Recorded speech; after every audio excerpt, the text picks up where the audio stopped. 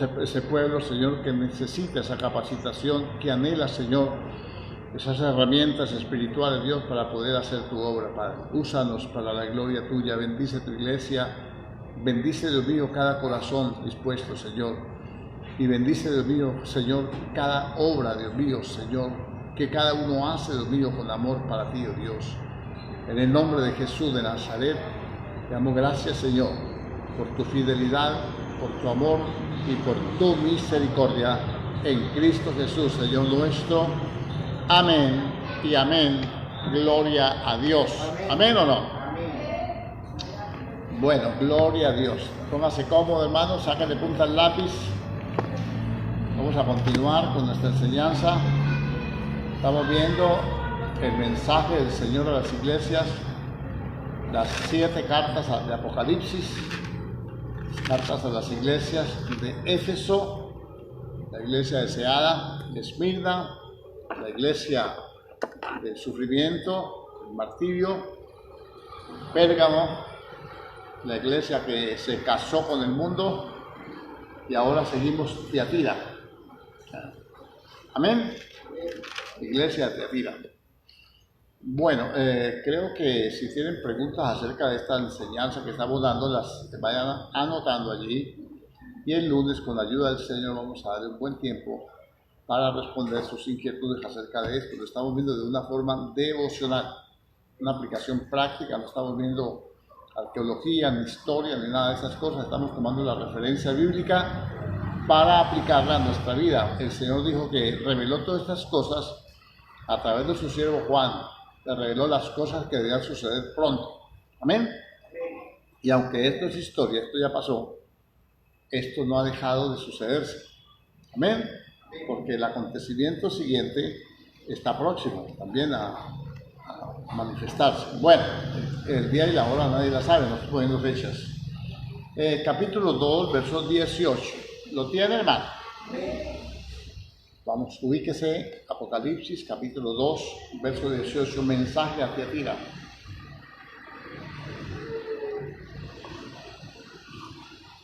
Cada cosa que estamos viendo, cómo se presenta el Señor a cada iglesia de acuerdo a la necesidad espiritual que cada uno tiene. Amén. Y que la iglesia entienda que tiene la autoridad para reprendernos todas aquellas cosas que a veces nosotros no percibimos, que creemos que no pasa nada, pero sí pasa porque está escrito. Verso 18, y escribe al ángel de la iglesia en Tiatira, el Hijo de Dios, el que tiene ojos como llama de fuego, el que lo escudriña todo, el que escudriña lo más profundo del corazón. Amén.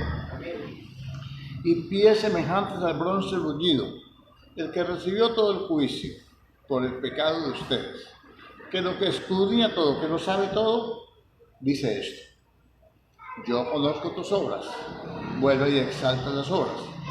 Y amor, mire qué iglesia, hermano, mire qué iglesia. Yo conozco tus obras y amor, y fe, y servicio, y tu paciencia, y que tus obras postreras son más que las primeras. Esta iglesia tiene una característica especial. La iglesia sirve, ama al Señor, sirve por amor, sirve porque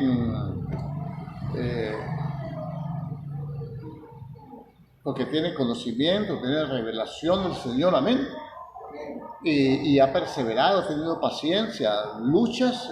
Creo que acaban de pasar un tiempo de sufrimiento, y acaban de pasar una época en que pues la iglesia está siendo, digámosle, zarandeada por doctrinas falsas. Vimos los nicolaitas, vimos la doctrina de Balaam, también se había manifestado.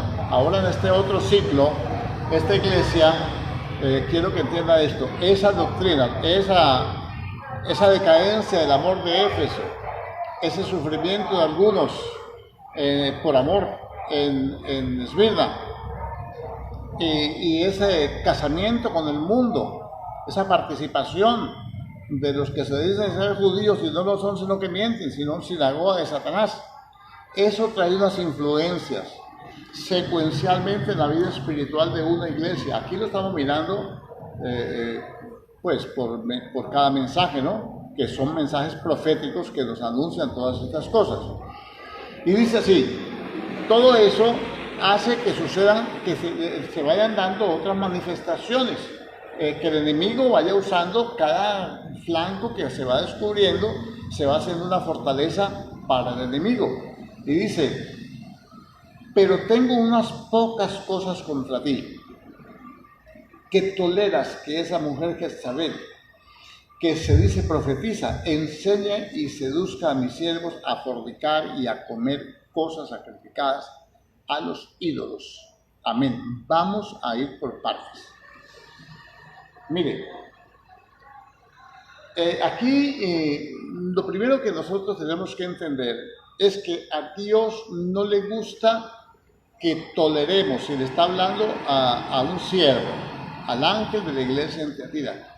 Bueno, yo reconozco todo tu trabajo, es bonito, es impresionante, es muy espiritual, lo haces por amor, por fe, sirves a los demás, por amor a mi nombre y por amor a ellos, y ya está bien. Pero no toleres cosas.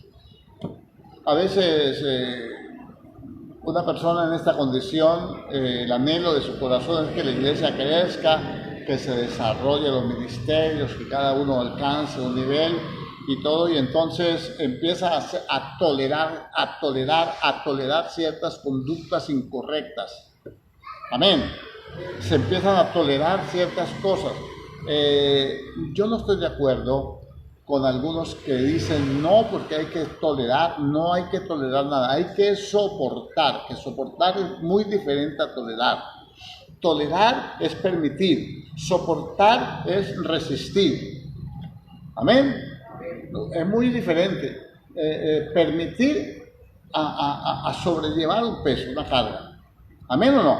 Entonces este hombre permite que esa mujer Jezabel quiere decir casada con Baal, ¿no? Bueno, creo que había una mujer allí que no se llamaba propiamente Jezabel, o puede que sí, porque no tenemos mucha referencia, pero creo que aquí el Señor está haciendo una referencia muy clara.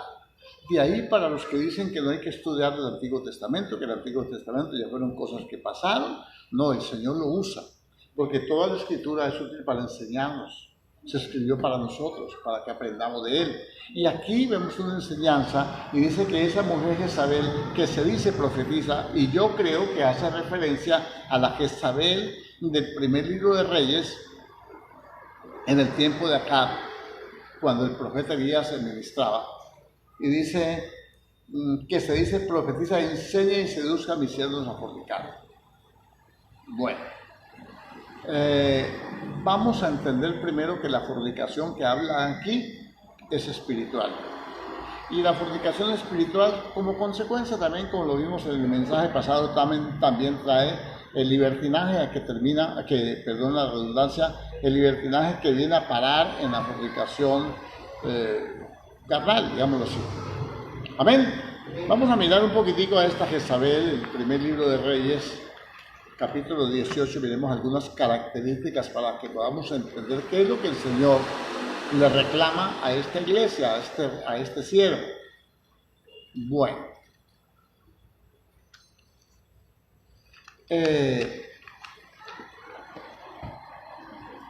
capítulo 16. Vamos al capítulo 16 y el reinado de Acab, del versículo 29. Comenzó a reinar Acab, hijo de Omri, sobre Israel el año 38 de Asa, rey de Judá. Es rey ungido por Dios. Amén. El rey ungido por Dios es un rey puesto por Dios, un rey designado por Dios, es un siervo de Dios. Y Acab, hijo de Omri, y reinó Acab, hijo de Omri, sobre Israel en Samaria 22 años. Mire la paciencia del Señor. Mire la paciencia del Señor, 22 años. Y dice, y Acab, hijo de Omri, hizo lo malo ante los ojos de Jehová, más que todos los que reinaron antes de él. Este hizo algo más malo que los demás. Y tenemos que tomar en cuenta a Jeroboam, porque Jeroboam fue el que inició todo, ¿no? Porque le fue cosa ligera andar en los pecados de Jeroboam, o sea, la idolatría, hijo de Nabat, y tomó por mujer a Jezabel, hija de Baal, rey de los sidonios, y fue y sirvió a Baal y lo adoró. O sea, esa mujer lo incitó a hacer un acto idolátrico, como decir un pastor que se case con una mujer inconversa, que no es cristiana. Esta mujer no era del pueblo de Israel. Se casó con él. Una de las estrategias que tiene el enemigo, escúchenlo bien, yo pondré enemistad entre tu simiente y la simiente de la mujer, de modo que la enemistad está entre la mujer y la serpiente, y esto tenemos que tener en cuenta cómo se desarrolla. Cómo se ha desarrollado no siempre va a ser así. No estoy hablando de que todas las mujeres van a ser así, no. Pero cómo el enemigo usa cuando se quebranta la palabra, cuando se quiebra la palabra, cuando se anula la palabra de Dios, cuando se desobedece la palabra, cómo el enemigo entra en la acción. Este hombre resultó allí casado con la hija de un rey de los sidonios. Amén. Queda prohibidísimo.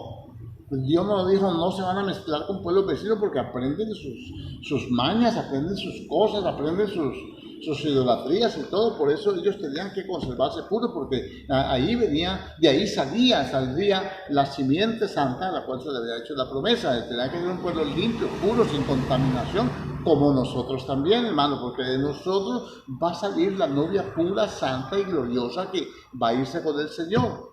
No todos se van a ir, porque la Biblia dice que Él viene a llevar una iglesia gloriosa, sin mancha y sin arruga. Ojo con eso. Entonces, muchas veces, mi hermano, esos flancos que se descuidan y que se cometen errores, cometen pecados, a veces creemos que no pasa nada. Un creyente piensa que no pasa nada porque se casó con un inconverso, pero ese creyente tiene un ministerio, hermano. Es llamado por Dios, irrevocables son los dones y el llamamiento. Dios no quitó acá. Él tenía que zafarse de ese problema, de esa atadura. Él tenía que liberarse él mismo de ese pecado que le había cometido. Dice así, aquí en Reyes. E hizo altar a Baal en el templo de Baal que él edificó en Samaria. Hizo también a Acab una imagen de acera, haciendo así a Acab más que todos los reyes de Israel que reinaron antes que él, para provocar la ira de Jehová, el Dios de Israel.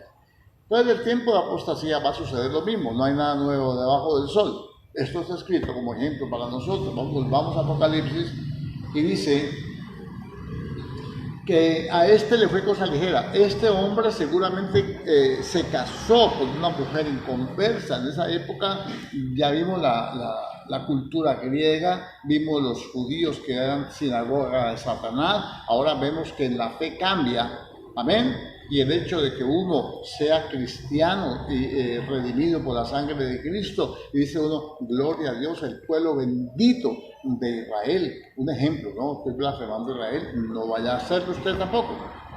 Y el bendito pueblo de Israel, y entonces me conseguí una novia judía, pero no es cristiana. Tiene profesa su doctrina judaizante y tiene otras mañas más que adquiridas del mundo. Pero uno a veces cree que porque ella es una reina, que era reina de un rey y que era la esposa adecuada para el rey de Israel. Hay un tráfico de influencias poderoso.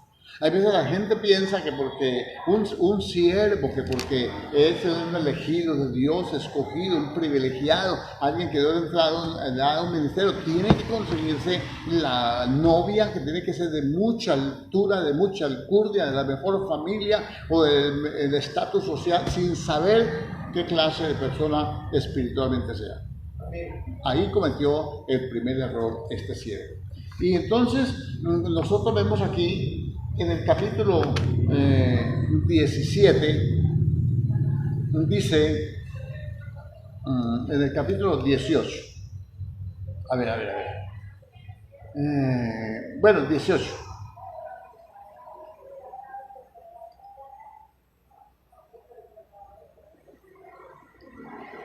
Y acá, versículo 3, y acá llamó a Abdías su mayordomo. Abdías era en gran manera temeroso de Jehová, porque cuando Jezabel destruía a los profetas de Jehová, ella se dice profetiza, y ella destruye los profetas de Jehová. ¿Qué tan fácil caen los cristianos con un llamamiento profético?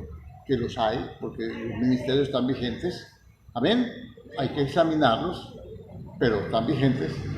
Y entonces esta mujer los va matando, los mata. Mire cómo destruía a los profetas de Jehová. Abdías tomó a 100 profetas y los escondió de 50 en 50 en cuevas y los sustentó con pan y agua. Escuche bien. Los deja al mínimo de su capacidad. Número 1, escuche bien, lo destruye. Abdías, que es el que, para poderlos salvar a los profetas de Dios, para poderlos salvar de este ataque de Jezabel, son escondidos, o sea, no se manifiestan, se esconden. Cuando Jezabel está funcionando, los demás profetas calladitos, no hablan, no profetizan, no actúan. Amén. Están escondidos en cuevas y los sustentan únicamente con el mínimo pan y agua, como para que no se mueran. Ojo con esto, porque esto se está viendo en este momento. Los falsos profetas han anulado, han desprestigiado el ministerio profético. Ahora ya los profetas que son verdaderos ya no hablan porque hay un mover jezabélico muy tremendo, de falsedad, de engaño, de apariencia y de muchas cosas. ¿Me hago entender? Ahora salen todas las profetas a profetizar cosas, y el que es verdaderamente profeta dice: yo mejor me callo porque me van a creer que soy de esta clase, que pertenezco a este enjambre de demonios que se está manifestando en esta época. Luego sigue diciendo, bueno, entonces, en el capítulo 18, entonces Elías convoca y desafía a los profetas de Baal. Escuche bien. Capítulo 18.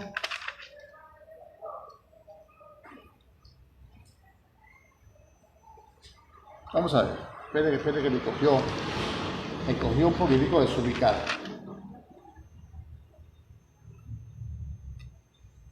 Listo, capítulo 18, vamos aquí al verso 20.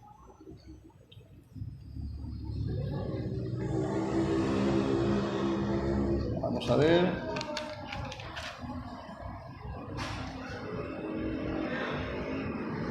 Envía pues ahora, verso 19, viene el desafío de Elías. Envía pues ahora, Elías no, escuche bien, no toleró a Jezabel, y no toleró los profetas de Jezabel, y no toleró la doctrina de Jezabel. Mirámoslo cómo se lo confronta. Verso 19, envía ahora pues y congrégame a todo Israel en el monte Carmelo, y a los 450 profetas de Baal, y los 400 profetas de Acera que comen a la mesa de Jezabel. Hasta ahí, dejémoslo hasta ahí. Amén. ¿Cuál es la exhortación que el Señor le hace a este hombre en Tiatira? Que toleras que esa mujer que se dice profetiza enseñe y seduzca, enseñe y seduzca, incite, guíe, amén, desvíe a los verdaderos profetas, a mis siervos, dice, a fornicar y a comer cosas sacrificadas. ¿Dónde comían los siervos de Jezabel? Comían a la mesa de Jezabel. ¿Cuál es la mesa de Jezabel?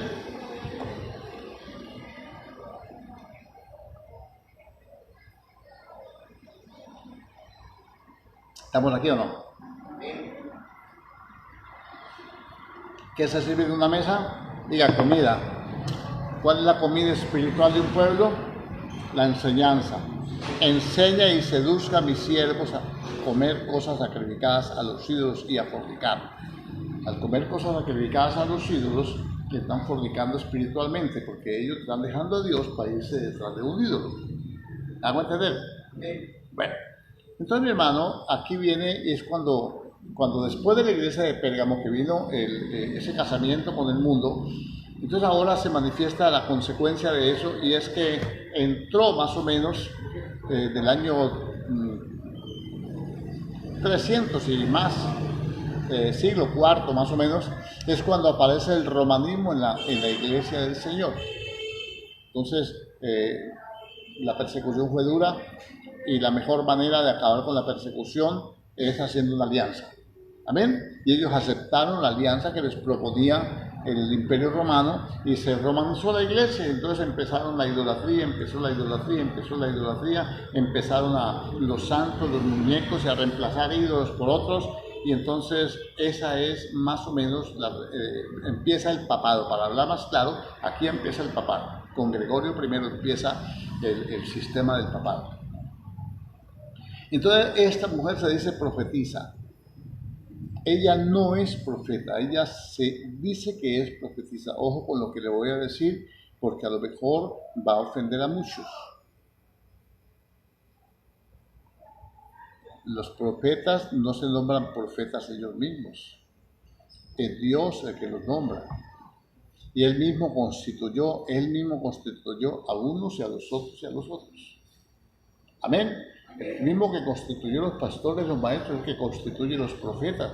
Entonces la iglesia no ha caído en cuenta de este tremendo problema, y resulta que el Señor levanta pastores, maestros, evangelistas, pero luego ellos se proclaman profetas. O aparece alguien que dice: yo te reconozco como profeta, o yo te unjo como profeta, o yo soy apóstol de apóstoles, soy profeta de profetas, y entonces yo te voy a ungir, yo te reconozco, te reconocemos aquí en esta red profética, en esta red apostólica, te reconocemos como profeta. Esta es una pseudo profeta, ya misma se proclama profeta. Miren lo que estamos viviendo, el nivel de apostasía tan grande en que estamos viviendo. De modo que este periodo de esta iglesia actualmente se está manifestando en este tiempo. Amén. Y entonces enseñan y seducen a mis siervos a fornicar. Fornicar es irse en pos de otro Dios. Vamos a hablarlo de manera práctica para nosotros, para no entrar tanto allí en discusiones allí que de pronto causan controversia. Se está seduciendo la iglesia a que se alimenten de doctrinas diferentes a la doctrina bíblica. Número 1, ya no hay necesidad de congregarse. La iglesia no es un edificio, la iglesia somos los creyentes. De tal manera que la iglesia en casa. ¿Quién dijo? Que me sacan textos bíblicos de que la iglesia en casa, cuando dice la iglesia en la casa de fulano, de sutano, de perenseo, allá en la Biblia, en el libro de Hechos, no está hablando de que ellos formaban su iglesia en su propia casa. Estaban diciendo que había en la casa de fulano de tal se reúne la iglesia, o sea, los creyentes se reúnen allí, y la iglesia son los creyentes. Amén. Y se puede hacer. Aquí estamos en una casa, por ejemplo.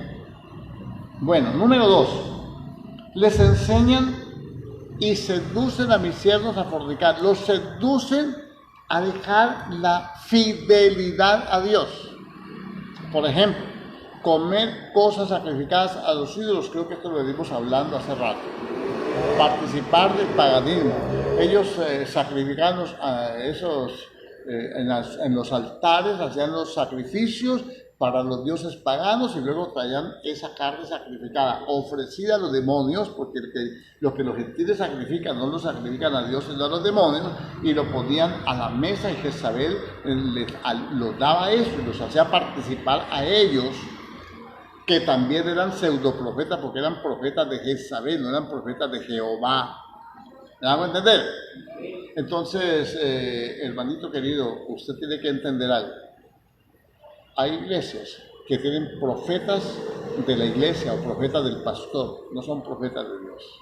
Cuidado con eso.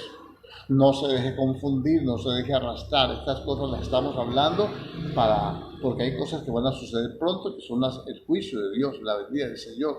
Y en este tiempo el diablo está con toda su vitamina tratando de confundir, tratando de dañar, tratando de causar, de destruir los profetas verdaderos de Dios. Amén. Hoy en día, ¿cuántos siervos de Dios usted los conoce? Fueron grandes predicadores que predicaban un evangelio como es. Hoy que los encuentra predicando. Los encuentra negando la venida del Señor, los encuentra negando la doctrina de la santidad. Ahora todo es permitivo, ahora aquí no se hable de pecado, aquí no se me hable del diablo, aquí no se habla, aquí hablamos de bendición, aquí hablamos de prosperidad, aquí los motivamos, una iglesia motivacional. Esa es la doctrina de Jezabel. Una doctrina, Pablo dijo, si aún un ángel del cielo viniera a predicar un evangelio diferente, sea anatema. Amén. Si aún un ángel, uno de nosotros, dijo Pablo, o un ángel del cielo viniera predicando un evangelio diferente, sea anatema. Amén. Dice luego el apóstol Pablo, ¿busco el favor de los hombres o el favor de Dios? Pues si yo estuviera buscando el favor de los hombres, no sería siervo de Cristo. De modo que el evangelio diferente, el evangelio que le gusta a la gente para esta época, es un evangelio que trata el pastor de ganar el favor de la gente. Que todos estén contentos. Yo no puedo hacer eso. Un verdadero predicador va a predicar la palabra, así los demás salgan corcoviando. Que no salgan como ovejas, sino como chivas, brincando, corcoviando. Amén. Hay que predicar la salvación, hay que predicar el arrepentimiento, del amor, de la fe y todo eso, y con misericordia y con verdad se corrige el pecado, así lo dice la Biblia. Pero no se puede tolerar. No se puede tolerar doctrinas diversas y extrañas. Buena cosa es afirmar el corazón con la gracia y no con viandas que no han aprovechado a los que han hecho uso de ellas. Amén. Ahora dice aquí, a comer cosas sacrificadas a los ídolos. Entonces aquí viene la idolatría, cuando ya la idolatría se radica por completo en la iglesia cristiana, en la iglesia primitiva, en la iglesia creada, formada, establecida por el Señor con la venida del Espíritu Santo. Hasta esa época no habían ídolos en las iglesias. En la iglesia primitiva no hubo ídolos. Hay cosas que no hubo en la iglesia primitiva. Por ejemplo, ¿cómo era la alabanza en la iglesia primitiva? Pablo dijo cantos espirituales, cánticos e himnos espirituales, ¿sí o no? ¿Qué estamos viendo hoy en día? Estamos viendo todos los ritmos modernos que no son espirituales metidos en las congregaciones y todo el mundo brincando, no. Como en el Monte Carmelo cuando celebraban esto, que todo eso es parte, pero que tenemos que hablar, que no alcanzamos a hablar todo eso. Allá hablaríamos de la apostasía musical, que esa es otra cosa. Bueno, ahora, en base a esto, hermano, entró el romanismo. Entonces el Señor prohíbe la idolatría. Escuche bien qué es idolatría. Idolatría es la adoración de ídolos. ¿Qué es un ídolo? Un ídolo es una imagen. ¿Qué es una imagen? Una imagen es el producto de la imaginación del hombre. De ahí viene la palabra. Imagen es producto de la imaginación. A alguien se le ocurrió que, por ejemplo, cuando salen de Egipto, ellos se les vino a la cabeza de alguien y dijo, haznos dioses que van delante de nosotros, porque a ese Moisés, a saber qué le pasó. Entonces dijo Aarón, que lo sabía hacer, ¿no? Lo sabía hacer. Y dijo, reúnan los alfillos y luego pase para acá, y lo echó allá y dijo, miren, salió esto, o sea, no alcanzó sino para esto. Él lo hizo. ¿Qué hizo? Un becerro. Un becerro es un buey. Amén. Es un buey. Y él dijo, estos son los dioses que te sacaron de Egipto. Me hago entender lo delicada que es la idolatría, porque ya viene Navidad. Me toca que aprovechar este tiempo para advertirlo. ¿Se da cuenta cómo Dios mira la idolatría? No me van a salir con el cuentico ese de los apologetas que dicen que no, porque es que una imagen no es un ídolo. ¿Cómo que no? Sí, porque Dios creó al hombre a su imagen y semejanza. ¿Cómo así? Que Jesucristo es la imagen del Dios viviente. No me venga con esos cuentos.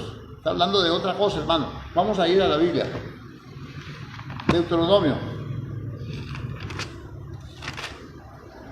Esto hay que hablarlo, esto no se puede tolerar. La doctrina de Jezabel es que toleras que esa mujer Jezabel, que es una potestad, amén, seduzca a mis siervos a fornicar y a comer cosas sacrificadas a los ídolos. Bueno, vamos a ir al capítulo 4, versículo 15. Escuche bien.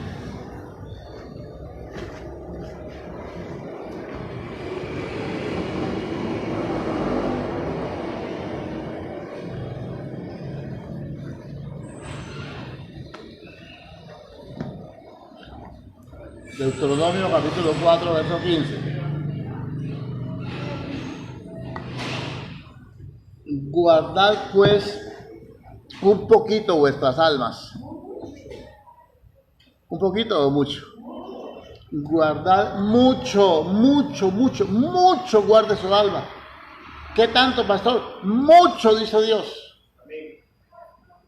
Pues ninguna figura visteis el día que Jehová habló con vosotros en medio del fuego, para que no os corrompáis y hagáis para vosotros escultura, imagen de figura alguna, efigie de varón o hembra, figura de animal alguno que esté en la tierra, figura de ave alguna alada que vuele por el aire, figura de ningún animal que se arrastre sobre la tierra y figura de pez alguno que haya en el agua debajo de la tierra. De modo que su emblemita ahí de Jesús como un pescadito. No es. ¿Amén o no? No sea que alces tus ojos al cielo y viendo el sol y la luna y las estrellas y todo el ejército del cielo, seas impulsado y te inclines, tengas inclinación a ellos y les sirvas. ¿Sabe qué es servirle? Es adorarlo, es venerarlo, es reconocerlo, es darle un lugar especial en su corazón. ¿Usted qué está haciendo aquí? ¿Está durmiendo? ¿Qué está haciendo? Diga, yo estoy sirviendo a Dios. ¿Por qué? Porque ya oró, ya le cantó y ahora está oyendo su palabra. Le está sirviendo a Dios. Esto es servir, es parte del servicio. ¿Amén? Bueno, y dice,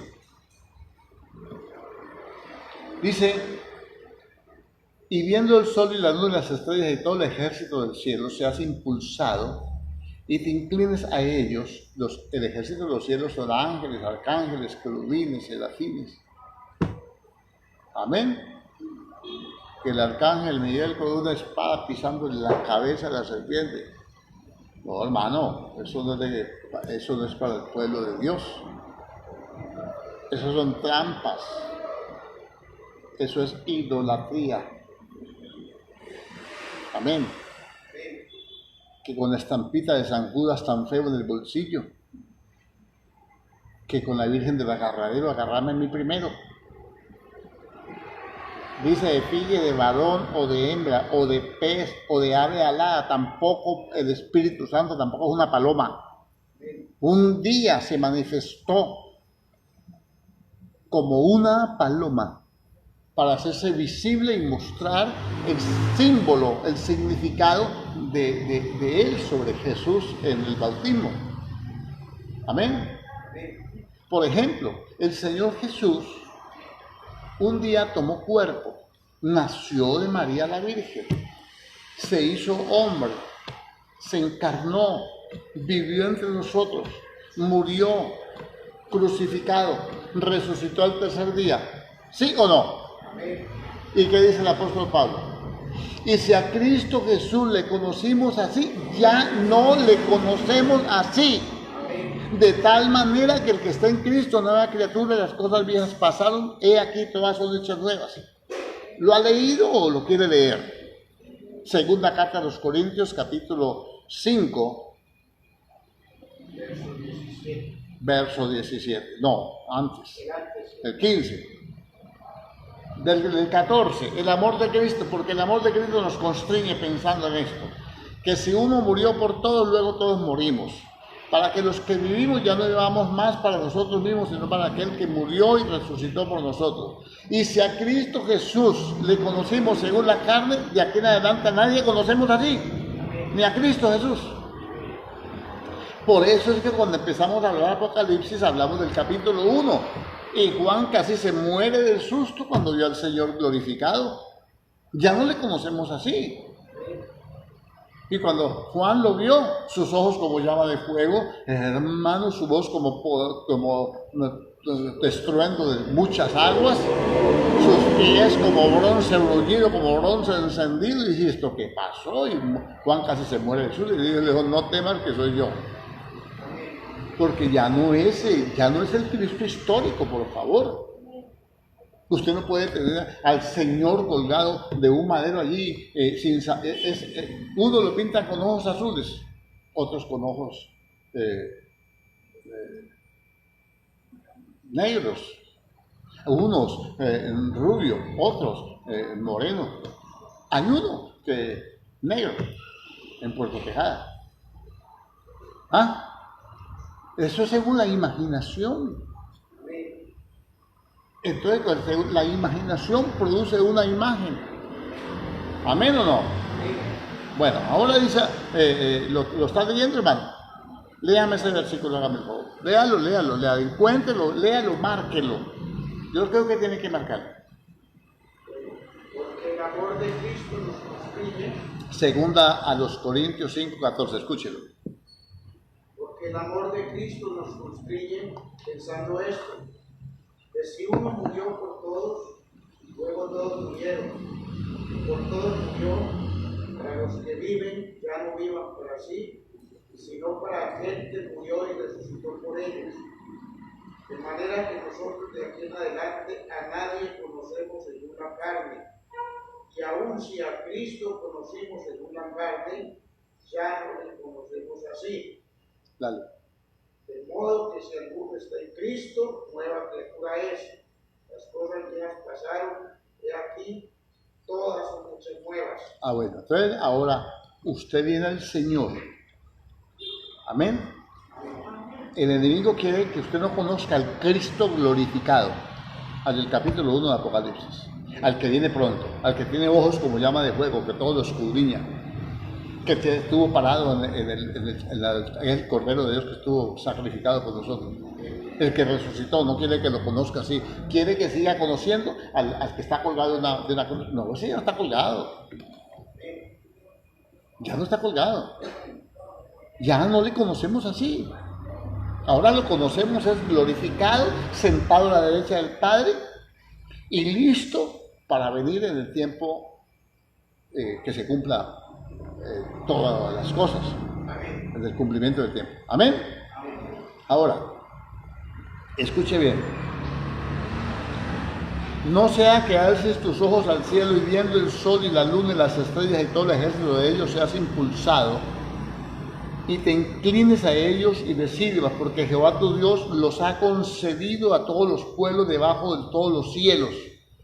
Pero a vosotros Jehová os tomó y os ha sacado del horno de hierro y de Egipto para que seáis el pueblo de su heredad como en este día.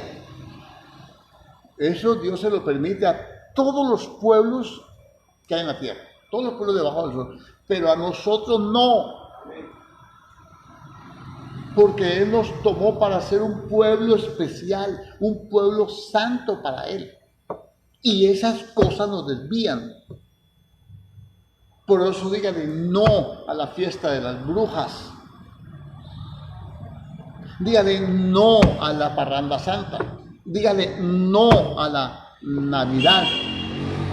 Dígale no a los Reyes Magos. Amén. Pero esa es la obra de Jezabel, seducir. Y si vamos a hablar de la mujer en la iglesia, esta mujer está enseñando. Prohíbo a la mujer enseñar al hombre. Ahí tiene el primer quebrantamiento. Amén. Si vamos a hablar de la iglesia cristiana, que hay que hablarlo. Entonces también hay hombres casados con Jezabeles, hermano, que lo manejan como títeres, que es lo que ellas digan.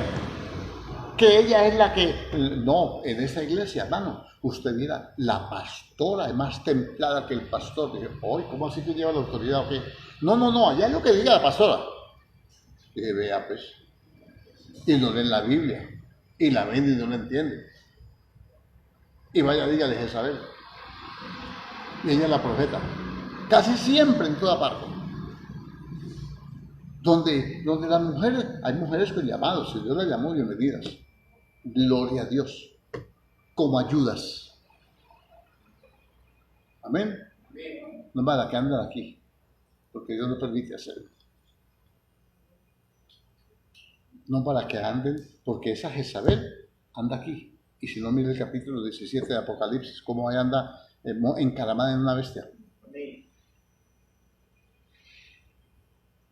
Y para allá vamos, en enseñanza y en el tiempo. ¿Amén o no?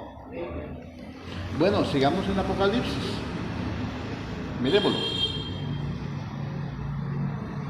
Toleras que esa mujer Jezabel que se dice profetiza, enseña y seduzca a mis siervos a fornicar y a comer cosas sacrificadas a los ídolos. Y le he dado tiempo para que se arrepienta, pero no quiere arrepentirse de su fornicación. No quiere parar de enseñar cosas que no son, doctrinas extrañas, diversas. A mí, poco me gustan los cultos de damas. Creo que una iglesia bien estructurada, bien edificada, debe hacerlos, pero el pastor tiene que estar presente o un delegado para no permitir que se enseñen cosas que no están en la Biblia. Que yo voy a hacer un culto de mujeres o para mujeres, para que lo dirija una hermanita que es muy espiritual, que se ponga a hablar cosas en contra de la palabra, que se convierta en un costurero evangélico.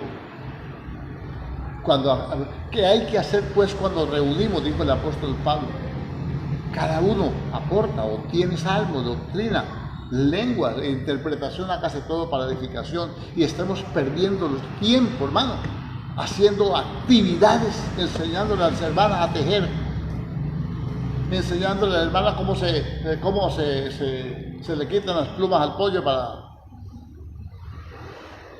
hacer la comida. No. Creo que eso se puede enseñar, pero no en el culto. Amén.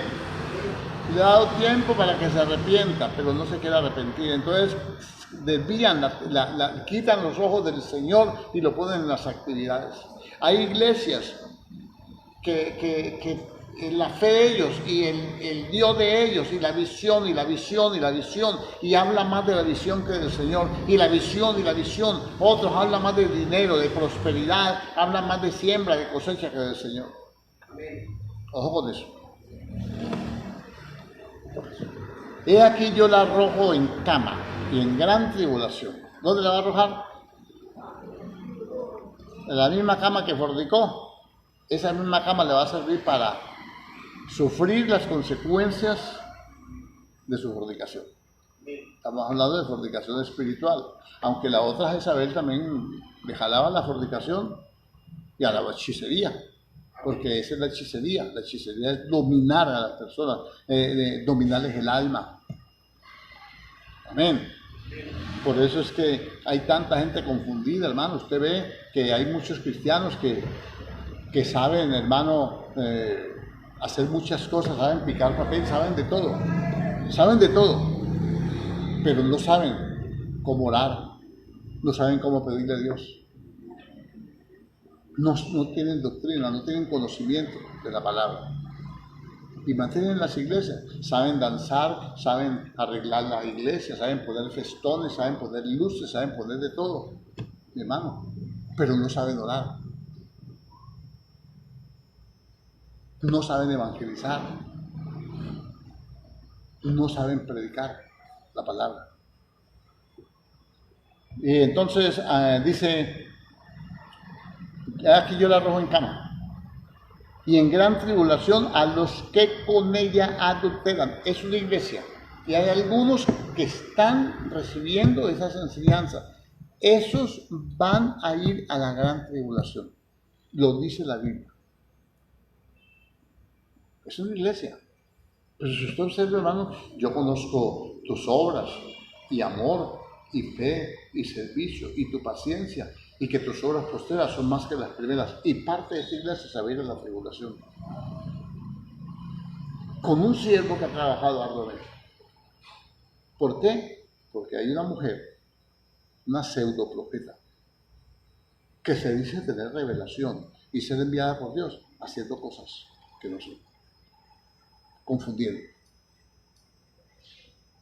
Amén. Si vamos a tener mujeres en los púlpitos, yo creo que se pueden tener. Yo creo que sí. Pero tienen que ser puestas por Dios. Y tienen que hablar es la palabra de Dios. Y tienen que sujetarse a la autoridad y tienen que hacer las cosas a la manera que Dios manda. Amén. Y creo que también hay muchas. Dice,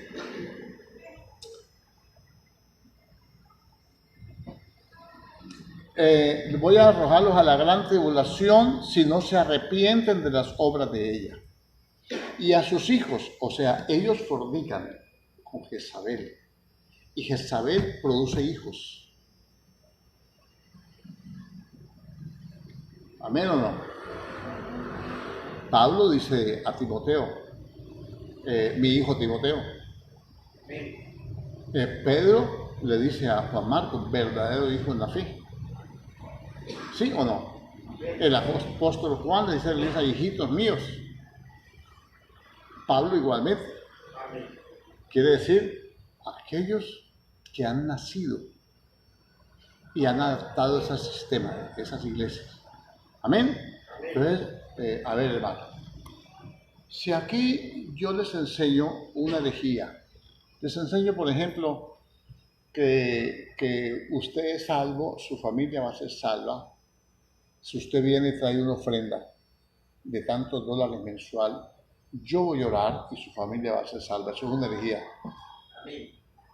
Amén. Porque la salvación es gratuita, por primera medida. No es por obras, es por fe, es por gracia. Y usted se levanta dentro de este sistema y usted tiene buena doctrina, todo lo demás, bien, pero tiene ese punto negro allí y usted se forma como un líder y usted va a fundar iglesia y otros que están con usted en el mismo mover van a fundar iglesias. Esas iglesias son hijas de esta y van a enseñar lo que se enseña aquí, lo que aprendieron aquí, eso van a enseñar. Amén. Y dice, escúchelo bien, y a sus hijos heriré de muerte, dice el Señor, los voy a matar. Y dice, y todas las iglesias sabrán que yo soy el que escudriña la mente y el corazón, tengo ojos de fuego. Engañoso es el corazón del hombre, ¿quién lo conocerá? Yo Jehová, que escudriño la mente y el corazón, ¿cierto que sí? Yo soy el que escudriña la mente y el corazón, y os daré a cada uno según vuestras obras. Vuestras obras. Pero a vosotros y a los demás que están en Tiatira, mire, entonces la iglesia tiene que tener mucho cuidado. Por eso tenemos que tener buena doctrina y llegar a la unidad de la fe y del conocimiento del Hijo de Dios hasta que lleguemos todos a la estatura de un varón perfecto. Tenemos que ir en crecimiento siempre y preocuparnos porque estamos creciendo nosotros, porque los demás también crezcan, hermano. Porque nos puede salir una torcedura. Dice que los indoctos y los inconstantes tuercen las escrituras para su propia perdición. Ahora dice aquí, Pero a vosotros y a los demás que están en Tiatira, a cuantos no tienen esta enseñanza, esta doctrina, y no han conocido lo que ellos llaman las profundidades de Satanás. Perdón, hermano, ¿quién está detrás de la idolatría? ¿Quién está detrás de las doctrinas facilistas? ¿Quién está detrás de esas doctrinas proféticas que van en contra de las escrituras? Diga, Satanás. Está el diablo, está detrás de eso. Amén. Y a todos los que no han conocido lo que ellos llaman las profundidades de Satanás, yo digo, no os impondré otra carga. Yo no les voy a pedir más. Manténgase alejado. Evite ser contaminado con eso. No le coma cuento a esas profetas falsas, a ese mover profético. Sí hay un mover profético. La iglesia es profética. Desde que nació en Pentecostés hasta que se vaya, se va a través de que el cumplimiento de la profecía, que es Apocalipsis. ¿Cierto que sí? Nace, y cuando nace, Pedro dice, esto es el cumplimiento de lo que dijo el profeta Joel. En los posteriores tiempos van a derramar de mi espíritu y van a profetizar. La iglesia tiene que ser profética. Pero no se puede alterar la palabra. Ninguna profecía. Ni esa de que la profeta, que venga, yo le digo al oído, venga. Y en una iglesia y todos profetizándole al oído lo que le va a pasar, adivinación. Y nadie dice nada. Me invitaron, ¿cuándo volvemos? Me invitaron y me profetizaron al oído, ¿cuándo volvemos? ¿Cuándo me vuelve a invitar? ¡Qué ignorancia!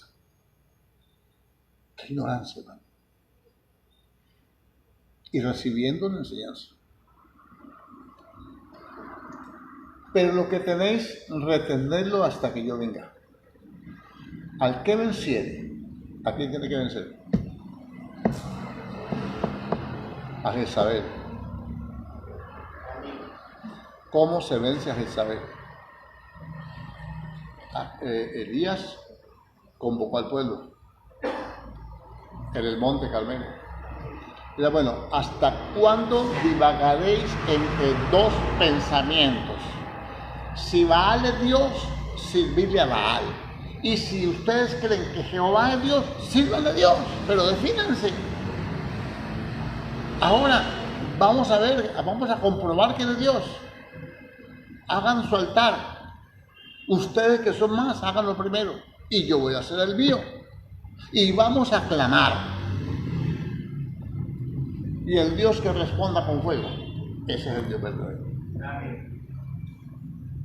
¿Por qué la iglesia hoy no tiene ese desafío, hermano? ¿Sabe por qué?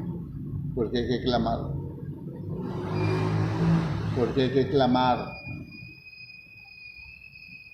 Bueno, usted dice que sembrando tantos dólares al mes, su familia se va a salvar. Entonces vamos a poner la familia de este y la familia de este. Usted ponga plata y yo doblo las rodillas a ver cuáles son los que... Vamos a hacer ese desafío. Hagamos ese desafío. Que traiga la ofrenda para que el Señor sane la persona. Bueno, traiga su ofrenda y póngala sobre el altar para que el Señor sane la persona. Ahora póngame el otro enfermo y vamos a doblar las rodillas por él a ver quién es el Dios.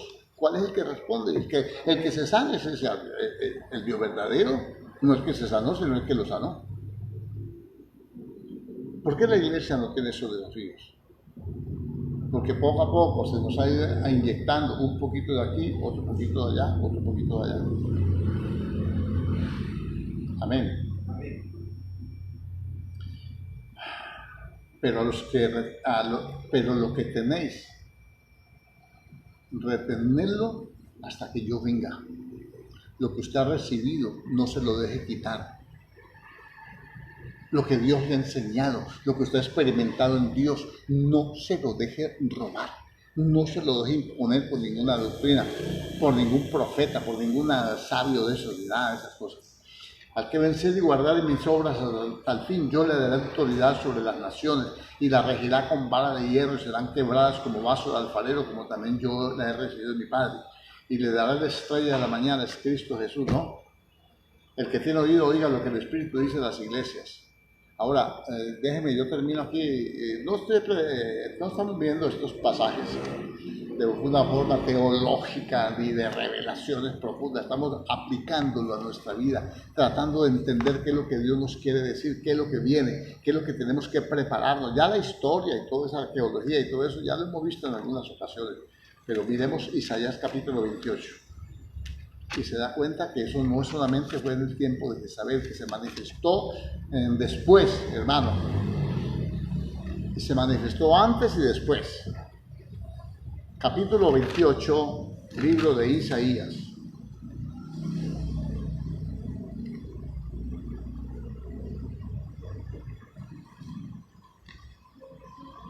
Verso 9. A ver si entendemos un poquito. Encuéntralo, Isaías 28:9. ¿A quién se le enseñará ciencia, o sea, conocimiento? ¿A quién se le dará conocimiento? ¿O a quién se le hará entender doctrina? A los destetados, a los arrancados de los pechos, a los niños. Un destetado es un niño, un pequeño, ¿no? Porque mandamiento tras mandamiento, mandato sobre mandato, renglón tras renglón, línea sobre línea, un poquito allí, otro poquito allá. Eso hace la iglesia inconstante. Ese es el caldo de cultivo para que Jezabel los enrede. Amén.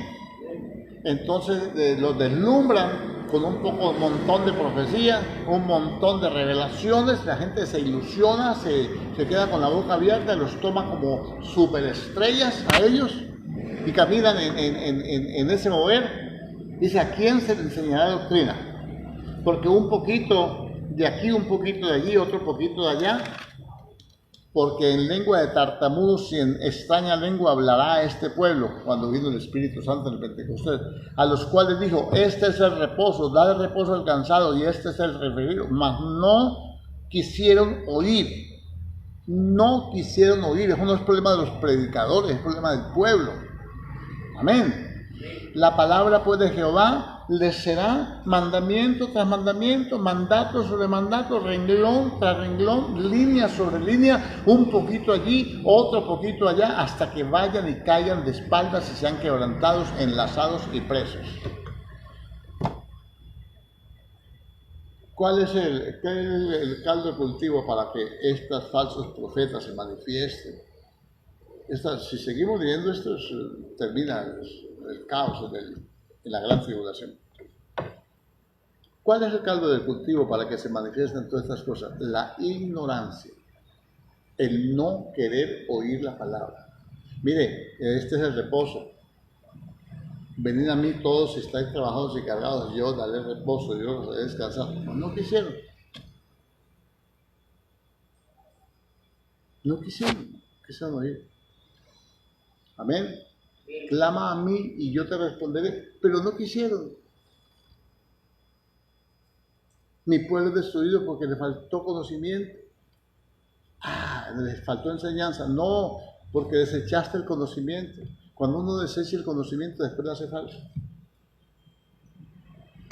Uno va en un carro y la aguja ya va llegando a la E de échele, la gasolina. Y uno dice, no, eso alcanza hasta que lleguemos. Y la aguja en su carrera y misericordia hacia el punto rojo.